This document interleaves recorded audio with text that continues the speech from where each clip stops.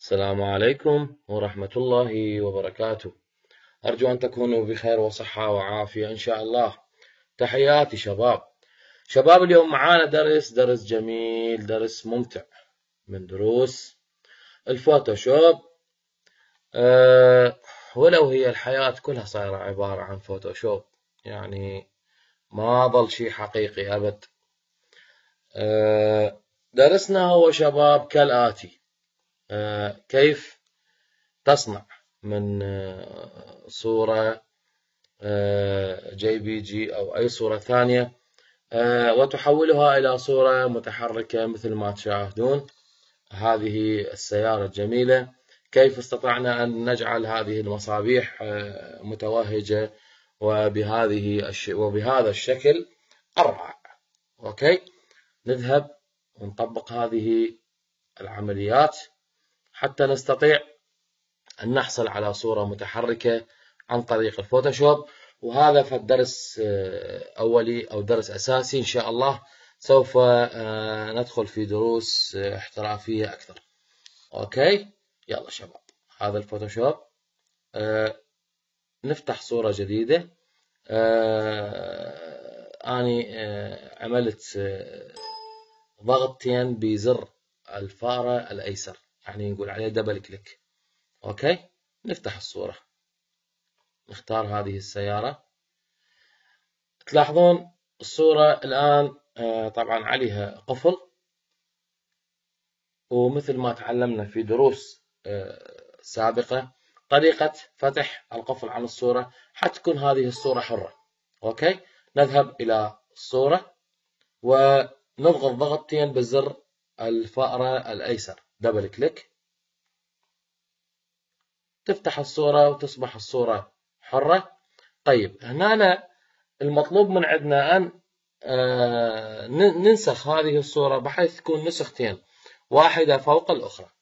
طريقة النسخ هي كالآتي شباب: نضغط على Alt ومن ثم زر الفارة الأيسر ونحرك الصورة، نسحب الصورة. نلاحظ أصبحت لدينا صورة أخرى، يعني استنسخنا صورة فوق صورة. أوكي، طريقة حلوة. نعيد الصورة الأساسية فوق الصورة الأولى. نحاول أن نجعلها واحدة فوق الأخرى، يعني واحدة فوق الأخ 100%. أوكي، الآن نرفع العين من إحدى الصور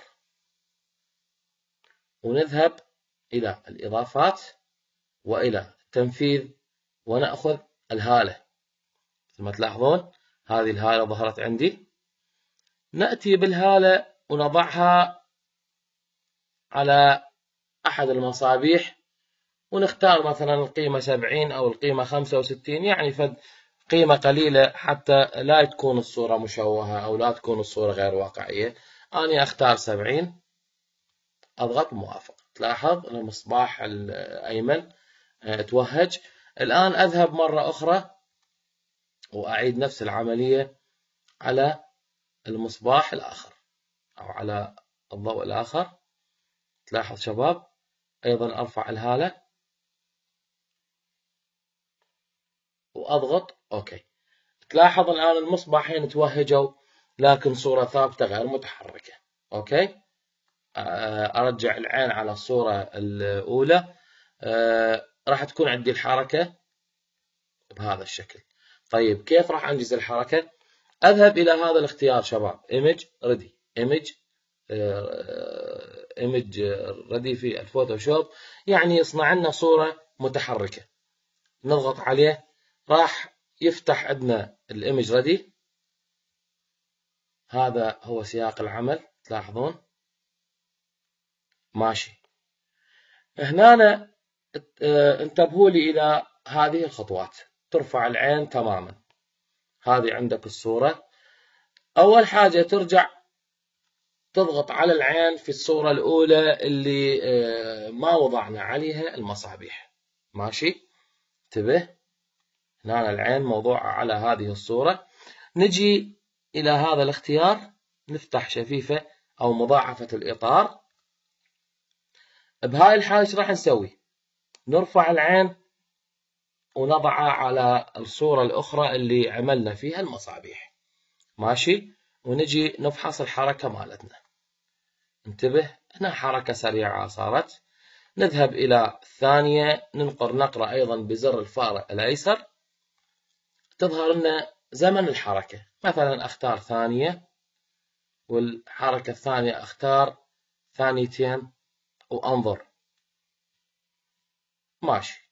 حلو، حركة حلوة.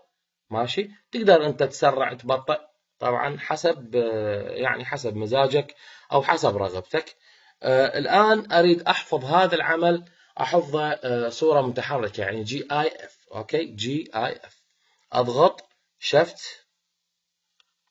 Ctrl Alt S. Shift Ctrl Alt S، ضغطة واحدة راح يطلع لي هذه خلينا نقول هذا الاختيار، ألا وهو حفظ هذا العمل. تلاحظ الصيغة هنا GIF. خلينا نحفظها الاسم BMW. ماشي. نضغط سيف. الآن نذهب إلى سطح المكتب، نلاحظ العمل مالتنا اللي حفظناه بصيغة BMW. نفتح، نلاحظ تحولت الصورة من ثابتة إلى صورة متحركة بهذا التأثير الجميل الرائع. أرجو أن يكون هذا الدرس عجبكم ونال رضاكم. درس بسيط، درس سهل، درس حلو. إن شاء الله انتظرونا في دروس أخرى. كان معكم أخوكم رائد. تحياتي شباب.